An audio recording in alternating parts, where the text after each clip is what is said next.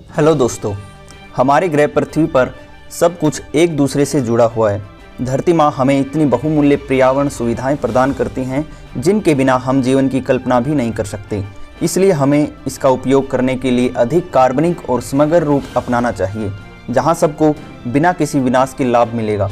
आज की जलवायु परिस्थितियों के लिए ओजोन की कमी मुख्य कारण है। यह आज एक विशाल आयाम में मौजूद नहीं है, लेकिन यदि इस पर काबू नहीं पाया गया तो यह विकासशील और विकसित देशों के लिए कुछ गंभीर विनाश का कारण हो सकता है। विश्व ओजोन दिवस लोगों के बीच बड़ा मंच प्रदान करता है ताकि उन्हें जागरूक कर सके। ओजोन परत के बारे में लोगों में जागरूक करने के मकसद से हर वर्ष 16 सितंबर को विश्व ओजोन दिवस मनाया जाता है। वायुमंडल में ओजोन परत सूर्य से निकलने वाली हानिकारक अल्ट्रावायलेट किरणों से पृथ्वी को बचाती है। सूर्य से निकलने वाली ये किरणें त्वचा रोग समेत कई बीमारियों का कारण बन सकती हैं। यानी दूसरे शब्दों में कहें तो ओजोन की परत के बिना पृथ्वी पर जीवन मुमकिन नहीं होता। हर साल ओजोन परत के संरक्षण के लिए एक अलग थीम तैयार करके लोगों को इसके महत्व के बारे में जानकारी दी जाती है। विश्व ओजोन दिवस 2020 की थीम ओजोन फॉर लाइफ है। आइए अब ओजोन परत के बारे में कुछ जान लेते हैं।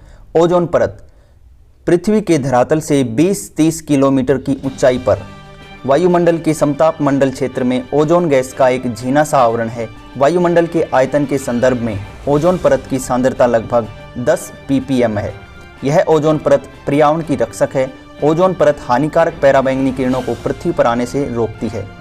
बढ़ते औद्योगिकरण के परिणाम स्वरूप वायुमंडल में कुछ ऐसे रसायनों की मात्रा बढ़ गई है जिनके दुष्प्रभाव से ओजोन परत को खतरा उत्पन्न हो गया है। ऐसे रसायनों में क्लोरोफ्लोरोकार्बन CFC, क्लोरीन एवं नाइट्रस ऑक्साइड गैसें प्रमुख हैं। ये रसायन ओजोन गैस को ऑक्सीजन में विघटित कर देते हैं, जिसकी वजह से ओजोन परत पतली हो जाती है और उसमें छिद्र हो जाता है। यहाँ तक कि ओजोन परत में छिद्र का आकार यूरोप के आकार के बराबर हो गया है। ओजोन परत में छिद्र हो जाने के कारण सूर्य की हानिकारक पराबैंगनी किरणें और रेडियो विकिरण धरती तक पहुँच जाते हैं, जहाँ जीव जंतुओं एवं वनस्पतियों पर अपना कुप्रभाव छोड़ते हैं। रेफ्रिजरेशन उद्योग में प्रमुख रूप से प्रयुक्त होने वाली क्लोरोफ्लोरोकार्बन CFC, क्लोरीन, फ्लोरीन तथा कार्बन यौगिक है। सूर्य की पराबैंगनी किरणें वायुमंडल में विद्यमान CFC को तोड़ देती है तथा अलग हुई क्लोरीन एवं फ्लोरीन ओजोन गैस के अणुओं को ऑक्सीजन में विघटित कर देती है। जैसा कि क्लोरीन का एक परमाणु 1 लाख ओजोन अणुओं को नष्ट करने की क्षमता रखता है, ओजोन परत को भेदने में नाइट्रस ऑक्साइड गैस भी प्रमुख भूमिका निभाती है।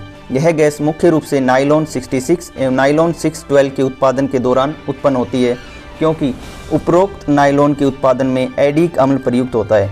गर्मी के महीनों में ओजोन का ह्रास अपेक्षाकृत तेजी से होता है।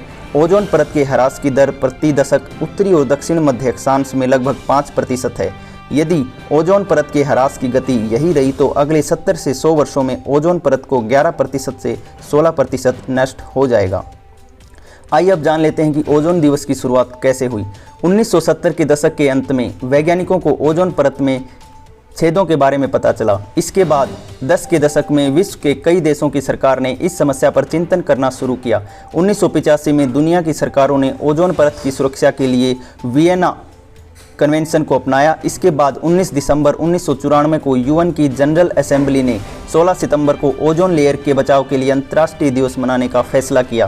पहला ओजोन डे 16 सितंबर 1995 को मनाया गया था।